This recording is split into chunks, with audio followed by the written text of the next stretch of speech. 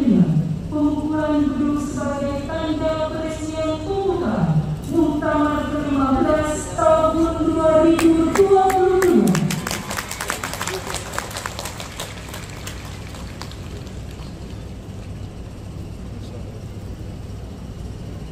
Assalamualaikum warahmatullahi wabarakatuh. Waalaikumsalam warahmatullahi wabarakatuh.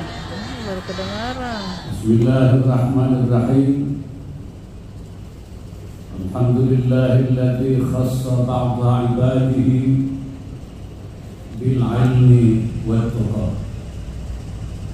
Wassalatu wassalamu ala sayyidina Maulana Muhammadin nabiyil mustafa wa waliyil mujtaba wa ala alihi wa ashabihi mafatihil huda wa masalihil huda al-sidq wal wafa. Yang saya hormati Gubernur beserta jajaran Forum Koordinasi Pemerintahan Daerah Provinsi Sulawesi Selatan, Dirjen Umat Islam Kementerian Agama, Profesor Dr. Nurdin Amin, yang juga alumni As-Adiyah.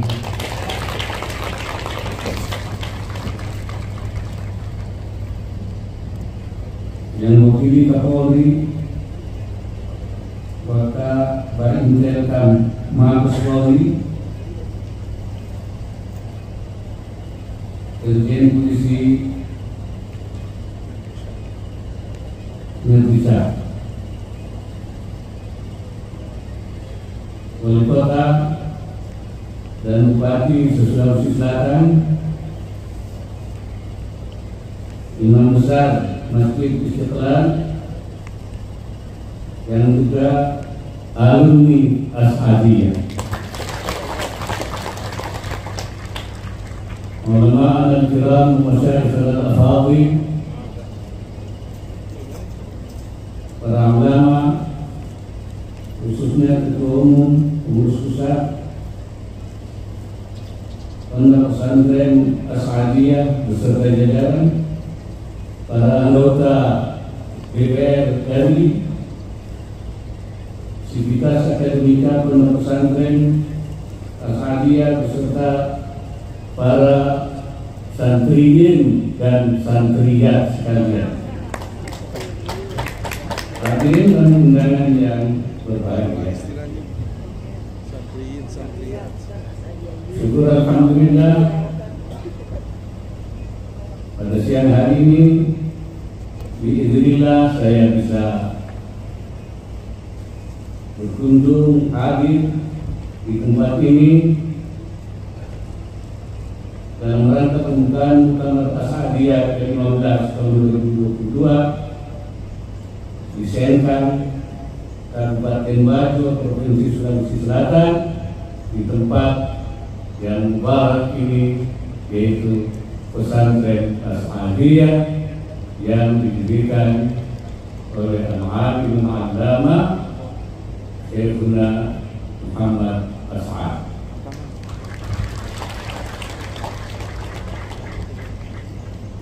Saya melihat bahwa pesantren ini telah memainkan peran yang sangat penting sebagai pesantren seperti diharapkan oleh undang-undang pesantren, yaitu sebagai pusat pendidikan, sebagai pusat dakwah dan pusat pemberdayaan masyarakat. Saya mendengar bahwa pesantren ini telah melahirkan cabang-cabangnya di berbagai daerah, terutama di Indonesia bagian timur.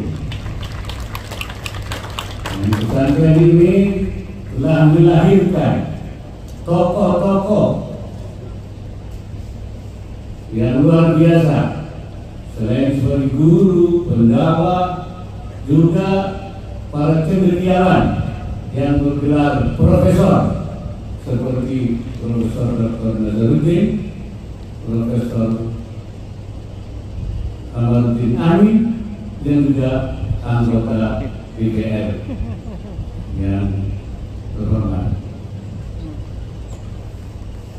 Dan memang fungsi daripada pesantren adalah bagaimana menyiapkan al-mutafaqihina fid din, yakni i'dadul mutafaqihina fid din, yaitu menyiapkan orang-orang yang paham agama. Kenapa itu perlu? Karena mereka lah yang nanti akan melanjutkan tugas-tugas para ulama. Para ulama ini tidak selamanya akan hidup. Para ulama sebagai penerus perjuangan Rasulullah SAW. Al-ulama warasatul anbiya. Ulama adalah pewaris Nabi yang melakukan perbaikan, yang melakukan ikhrajun nas minal dhulumati ilan nur, mengeluarkan manusia dari kegelapan pada cahaya, tetapi satu persatu dipanggil oleh Allah Subhanahu wa Ta'ala. Rasulullah mengatakan, "Inna Allah la yantazi'u al-'ilma intiza'an min sudurin nas." Allah tidak akan mengambil ilmu dari hati manusia. Tidak ada ulama yang kehilangan ilmunya. Walakin yantazi'u biqabdil ulama, tapi Allah mengambil ilmu itu dengan mengambil ulamanya. Kalau ulama meninggal, rumahnya ditinggal, mobilnya ditinggal, istrinya ditinggal, tapi ilmunya dibawa. Ilmunya dibawa, tidak ditinggal. Karena itu kalau sampai tidak ada pengganti, hatta tidak lam yabqa alimun ittakhadhan nas ru'usan juhala, kalau tidak sisa seorang alim pun, maka orang akan menjadi pemimpin-pemimpin yang juhala, yang bodoh-bodoh, yang tidak tahu ilmu. Idza su'ilu aftau bi ghairi ilmi, kalau ditanya mereka memberikan fatwa tanpa ilmu. Mereka sesat dan menyesatkan. Itulah mengapa pentingnya pesantren dalam rangka i'dadul mutafaqihina fiddin, yang paham agama. Dan mutafaqihina fiddin yang insyaallah dilahirkan oleh As'adiyah ini, yaitu mutafaqihina yang berpikir wasati, moderat. Artinya moderat, tidak berpikir tekstual dan tidak juga berpikir liberal. La tekstualinya wala liberalinya. Tekstual itu artinya apa? Artinya statis, pada tek-tek nas saja, dan tidak ada nas dianggapnya itu sudah di luar syariat. Padahal kita agama syariat itu ada yang maksus, ada yang ada nasnya, ada yang hasil ijtihadiyah. Bahkan Imam Al-Haramain mengatakan, fa inna ma'zam asy-syari'ah sadara min al-ijtihad. Kebanyakan syariat itu lahirnya dari ijtihad, bukan dari nas. Kenapa? Li'anna nasa, li'anna nususa mahdudah. Nas itu terbatas. Al-Quran dari dulu tidak pernah tampak. Dari dulu ya 30 juz. Hadis juga. Kecuali ada pejabat yang kurang paham. Biasanya di madrasah tahfidzul Quran, kamu sudah hafal berapa juz? 30 juz. Berapa juz lagi? Ya sudah selesai. Quran itu memang 30 juz. Tidak tampak. Walakin al-hawadith wal waqa'i wal nawazil ghairu mahdudah. Sedangkan peristiwa-peristiwa kejadian-kejadian, masalah politik, ekonomi, masalah sosial, itu tidak pernah berhenti, lagi waktu terus, dan itu harus disikapi, harus diberi jawaban. Itulah pentingnya al-mutafaqqihin fiddin. Jadi kenapa ada masalah-masalah yang lain, masalah pendidikan, kemudian masalah-masalah yang lama mengalami pembaharuan, masalah mustajadah. Sistem dulu pedagang berbeda dengan sekarang, transaksi dulu berbeda dengan sekarang. Nah, seperti apa itu? Itulah pentingnya al-mutafaqqihin fiddin. Jadi tidak tekstual, tapi juga tidak liberal, tidak statis, tidak kaku, tidak rigid, tapi tidak juga liberal. Artinya liberal itu dia memberikan pendapat-pendapat dari manhaj tanpa metode, dari hudud tanpa batas, wala dhawabit, dan tidak ada patokan-patokan. Kita memang merespon, tapi dia harus memahami cara-cara dalam memberikan jawaban-jawaban itu, respon itu, mampu memberikan solusi-solusi, bahkan bukan hanya solusi keagamaan, makharij diniyah, tapi makharij diniyah juga menyelesaikan makharij batiniyah. Itu penting. Banyak masalah kenegaraan ini diselesaikan melalui solusi keagamaan. Contoh misalnya ketika Bung Karno dulu dipermasalahkan sebagai presiden tidak sah karena tidak melalui pemilihan umum, maka Presiden Soekarno dianggap tidak sah. Kata ulama, kalau Presiden Soekarno tidak sah, Menteri Agama tidak sah. Menteri Agama tidak sah, KUA tidak sah. KUA tidak sah, yang kawin luar KUA tidak sah. Pengadilan agama tidak sah. Kalau orang bercerai tidak sah. Meninggal lagi tidak sah. Punya anak tidak sah. Anak Indonesia haram semua. Karena itu nama bilang harus sah. Caranya bagaimana? Diberi kekuasaan oleh orang lama, namanya tauliyah. Apa tauliyahnya? Bung Karno presiden sah. Diberi gelar namanya Waliul Amr. Sah menurut agama harus ditetapkan sebagai Waliul Amr. Tapi tidak memenuhi syarat tertentu. Agama kasih nama darurat. Itu dia ini ulama itu begitu sudah. Ulang syarat darurat. Isyauka sebenarnya dalam kitab suci disebut tujuh syauka yang punya kekuatan, yang memiliki power, tetapi karena bukan tidak punya, tapi didukung oleh tentara, maka disebut bisyauka.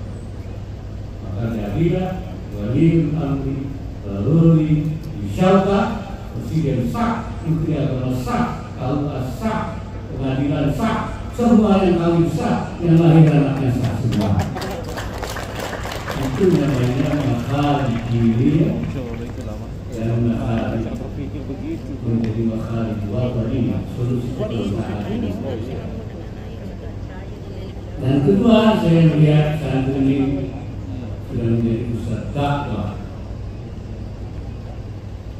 untuk mengajar orang, memenuhi panggilan orang,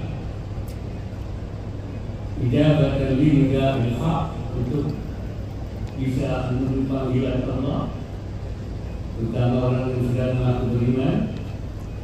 Innamal mu'minuna wa kana qaulul mu'minina idza du'u ila Allah wa rasulih yahkumu bainahum fayaqulu sami'na wa ata'na. Karena ucapan orang mukmin itu kalau dipanggil kepada Allah tidak ada kata lain kecuali sami'na wa ata'na. Min ghairi taraqqub, apa nanti? Jadi jangan sampai ada bukan sami'na wa ata'na, tapi sami'na wa malasna. Sami'na Wah besok na. Soalnya na, wah ngantuk na. Itu baik waktu itu kita bicara ya. Harus dengan cara yang moderat, wasat. Kita tidak boleh berlebihan. Tidak boleh. Karena tugas kita adalah mengajak. Tugas kita adalah menyampaikan. Maka Nabi sendiri katakan bahwa kamu tidak bisa mengalihkan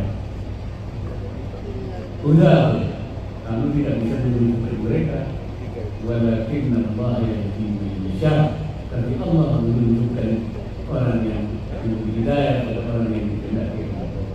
Jadi kita menyampaikan dengan cara-cara yang qaulan ma'rufah, ucapan yang baik, qaulan karimah, ucapan yang mulia, qaulan layyinah, ucapan yang santun. Nabi sendiri bima rahmatin minallah linta, Nabi juga santun. Nabi Musa dan Nabi Harun juga waktu dalam qaulan layyinah, katakan kepada Fir'aun dengan ucapan yang santun, walaupun Fir'aun.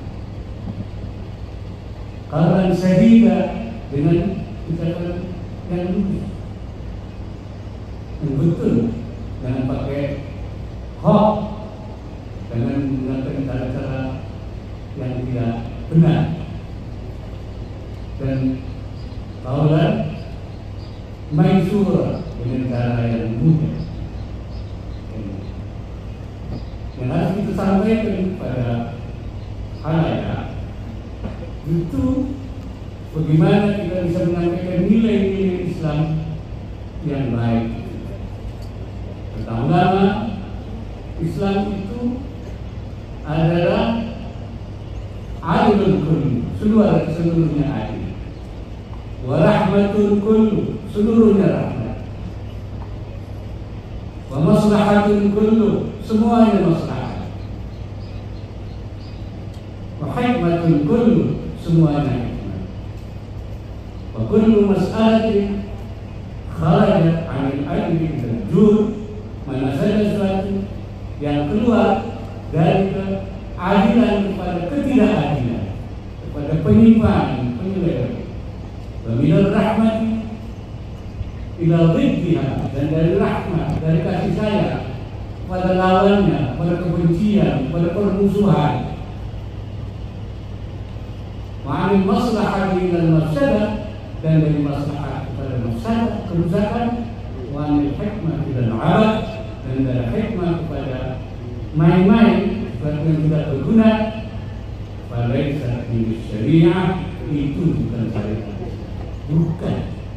Wa in udkhilat fiha bitakwid, walaupun diberi simbol, diberi nama, dinyatakan bahwa itu syariat dengan memberikan penafsiran, falaisa min syariah, itu bukan syariat. Wa syariatu adilullah baina khalqih, baina ibadih. Syariat itu adalah keadilan Allah di antara hamba-hambanya. Wa rahmatuhu baina khalqih, dan rahmatnya di antara makhluknya. Wa dhilluhu fi ardih, dan kebenaran Allah di dalam buminya. Wa hikmatuhu ad-dallatu alaihi, dan hikmat Allah yang menunjukkan keberadaan Allah. Wa sidqu rasulihi sallallahu alaihi wasallam, dan kebenaran Nabi Muhammad sallallahu alaihi wasallam. Islam juga samahatul kull, toleransi. Islam juga insaniyatul kull, semuanya kemanusiaan. Itu nilai-nilai Islam yang harus kita junjung, kita sebarkan. Dan kita harus berada di dalam lingkaran naungan fitautin masalihil ammah, masalah dalam maqasidil ammah di syariat Islamiyah dan dalam naungan tujuan umum syariat Islam. Apa tujuan umum syariat Islam itu? Menurut ulama dahulu, Ghazali, Ibnu Syafi'i, yaitu muhafadzatul ushul khamsah, menjaga 5 hal pokok. Ini harus terjaga. Itu Islam. Itu maqasid syariah. 1, terpeliharanya agama, hifdzul din. 2, hifdzun nafs, jiwa harus terpelihara. Tidak boleh ada jiwa yang melayang, menjadi korban. Itu adalah maqasid syariah. Yang ketiga, hifdzul aql, menjaga akal. Yang keempat, hifdzun nasab, menjaga keturunan. Yang kelimanya, hifdzul mal, menjaga harta. Itu harus dalam kerangka itu. Dakwah kita harus dalam kerangka itu. Bahkan ulama mutaakhirin hifdzul. Apa itu hifdzul watan? Menjaga tanah air. Kenapa tanah air harus dijaga? Karena tanah air ini juga menjaga semuanya, menjaga agama, menjaga jiwa, menjaga harta. Man qutila duna malihi fa huwa syahid. Orang yang meninggal membela hartanya syahid. Bagaimana membela negara yang menjaga seluruh harta bangsa kekayaan Indonesia ini untuk semua rakyat Indonesia? Karena itu dianggap ini adalah bagian daripada maqasid syariah, yaitu hifdzul watan. Itulah sebabnya dulu para ulama ketika melawan penjajahan menjadi laskarnya, tentaranya itu namanya sabilillah, di jalan Allah, Hizbullah, kelompok Allah. Kalau bukan karena agama, tidak mungkin membawa Allah di situ. Berarti ini adalah bagian dari agama. Mereka mengatakan hubbul watan minal iman. Mencintai tanah air adalah bagian dari iman. Karena itu Hadratus Syekh Hasyim Asy'ari ketika Belanda mendatang ke sini, beliau memfatwakan jihad fardhu ain, seluruhnya wajib berperang melawan Belanda. Artinya itu fardhu ain wajib, itu berarti termasuk masalah agama, masalah syariah. Karena itu maka ulama mengatakan menambah satu hifdzul lagi di samping hifdzul yang lain, yaitu hifdzul watan. Ini menjadi komitmen kita, dan Indonesia sudah menjalankan itu sejak sebelum kemerdekaan. Satu lagi fungsi yang menurut saya juga sudah jalankan tadi saya, yaitu mudah-mudahan kita ingin pesantren menjadi pusat pemberdayaan ekonomi masyarakat dalam rangka kemandirian umat, supaya umat ini tidak menjadi beban tapi memberikan kontribusi, supaya umat ini melaksanakan perintah Allah, wa ansha'akum minal ardi wasta'marakum fiha. Dia yang menjadikan kamu dari tanah, dari bumi, dan memerintahkan kamu untuk memakmurkan bumi. Ista'marakum ay kallafakum bi'imaratiha, yaitu membebankan, menjadi tanggung jawab kamu semua manusia untuk memakmurkan bumi. Untuk bisa makmur adalah harus ada asbabul imarah. Sebab imarah itu yaitu kegiatan keekonomian, baik itu pertanian, baik itu perindustrian, pertambangan, penelayanan, perikanan, semua, dan semua ada kita ini. Itu kita kembangkan dalam rangka yaitu imaratul ardh. Karena itu agama memerintahkan bukan hanyalah mutafaqihina fid din, tapi juga mu'amilina al-ardh, yaitu yang memakmurkan bumi. Melalui apa? Melalui asbabul imarah.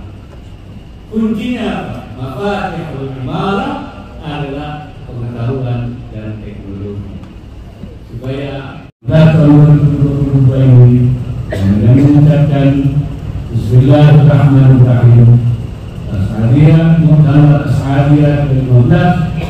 2022 saya nyatakan dibuka secara resmi.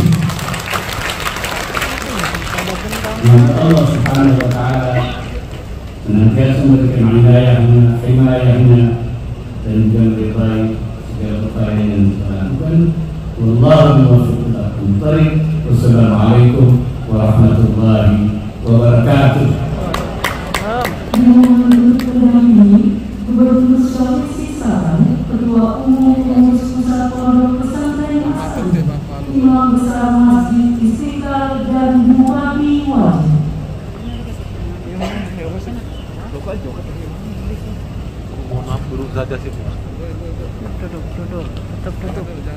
Mari kita mundur bersama-sama.